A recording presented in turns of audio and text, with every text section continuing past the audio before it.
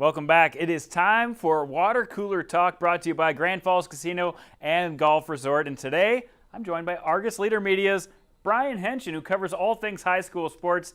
I'd love to have you here so we can talk high school sports. Good to see you. It's been too long. I know, it has been. It's pretty much since last year, hasn't it? Yeah, it has been. Yeah, well, one thing you've been doing lately is watching some high school sports.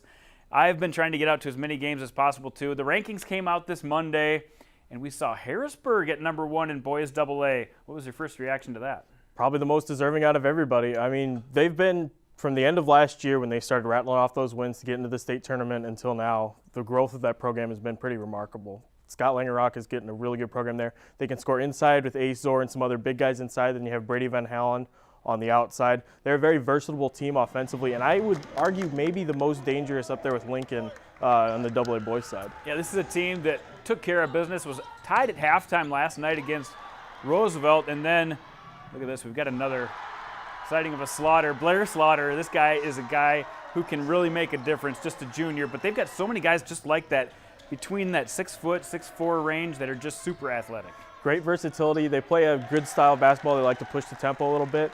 And I mean, too, the team that they played last night in Roosevelt, you know, you talk about them and the resurgence that they've had here in year 2 under their coach. You know, it's been Mitch Begeman. It's been nice to see them coming back a little bit as well. As far as the rankings go, I would not be surprised to see Lincoln go back to that number 1 spot before the end of the year. I personally voted for them number 1, but Harrisburg comes in the polls at number 1. In Class A, you've got Madison, Sioux Falls Christian, both undefeated, and both of them number 1 versus number 2. This is the second time Madison's had a number 1 versus number 2 battle in their gym. What do you think about this one coming up? Well, the first time that they had one there against T, it went pretty well for Madison. They blew them out of the water before it was even really much of a game.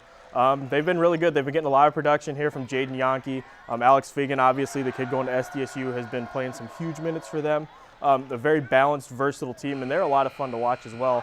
And, of course, you had the buzzer beater there with sort of the cherry on top of that the win against T. Yeah, that's going to be a great battle. Both teams love playing good competition. You get DAC 12 games, they're always going to be great. In Class B, we've got some interesting games coming up as well. Here's another look at Sioux Falls Christian. They're a great shooting team inside and out. But when we're talking Class B, we are talking about 2 teams who I think maybe deserve number 1 votes. And we're talking about either Clark Willow Lake or Bridgewater Emory. Who did you vote number 1? I voted Bridgewater Emory just because I've had Bridgewater Emory as the number 1 team coming into the year, and they haven't done anything, in my opinion, to not deserve, you know, that number 1 spot. Clark Willow Lake have some good wins on their record. That one over Sioux Valley just keeps looking better and better as the Costas continue to win. But Bridgewater Emory, you look at the Mike Miller Classic, I think that's what bumped them down. Yeah. They played 2 teams that rank, you know, in the AA level here in South Dakota before they shifted down to T in the Class A battle, sort of the game of the year, so to speak, one against versus T. one Yeah, in 2 different but classes. that came on the heels of playing 2 AA caliber, AA size schools. Exactly. You know, so I think that Bridgewater Emory deserves the number 1 spot personally.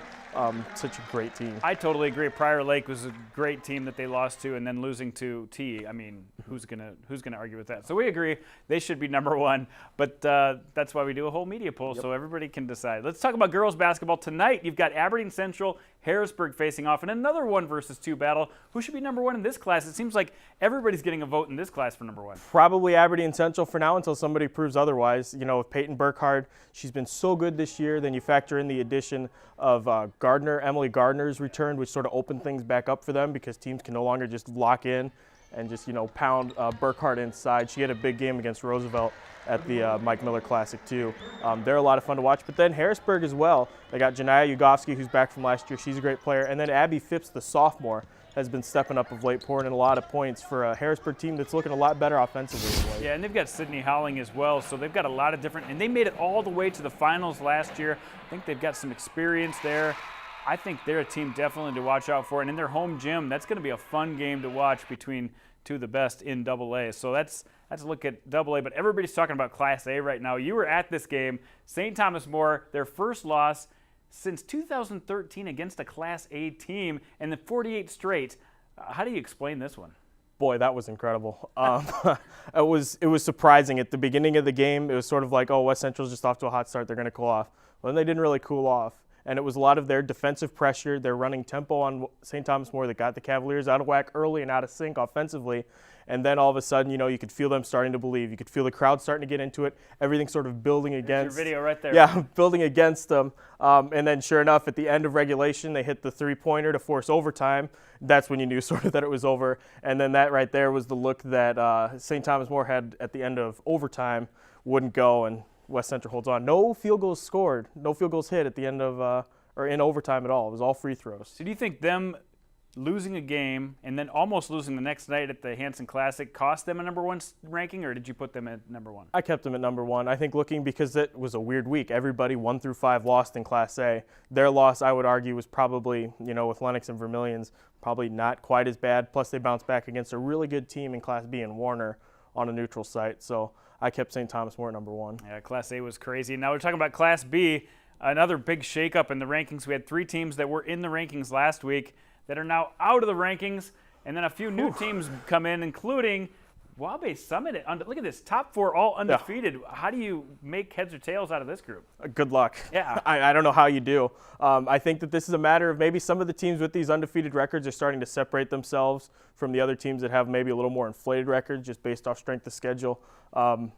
I think Sully Buttes is far and away, as the numbers show, the number 1 team. But beyond that, it's tough. Avon with Lawrence Seas has been a lot of fun to watch. I was kind of surprised that Warner fell out of the rankings. Yeah. They've lost 2 of 3, which is tough. But one of those losses was to St. Thomas More, and they took them down to the wire in the last shot. So I kind of view them as a top 5. Exactly. I think there's 3 strong teams outside this top 5. You talked about them. Irene Wakanda is still pretty good. They lost to a Class A team to get bumped out. All these teams, DeSmet, Warner, are going to be making a comeback. So it's going to be a lot of fun to see how this all shakes out. Where are you going to be at here in the near future? Tonight we will be at Aberdeen Central Harrisburg, which you'll be at as well from what I understand. Thursday we have AJ Plitzelwhite and Vermilion going out to Sioux Falls Christian, which should be a blast. Friday we have the 1 versus 2 with Madison and T. And then Saturday it's Haenchen Classic, which should be a doozy. We've been going through the schedule there, and they got some sneaky good games, I think. It's a great time to be a high school basketball reporter in this area. Coming up, we're going to get to know former South Dakota prep athlete who's just tearing up the Summit League right now. More on Kira Duffy and Coyote Q&A coming up next.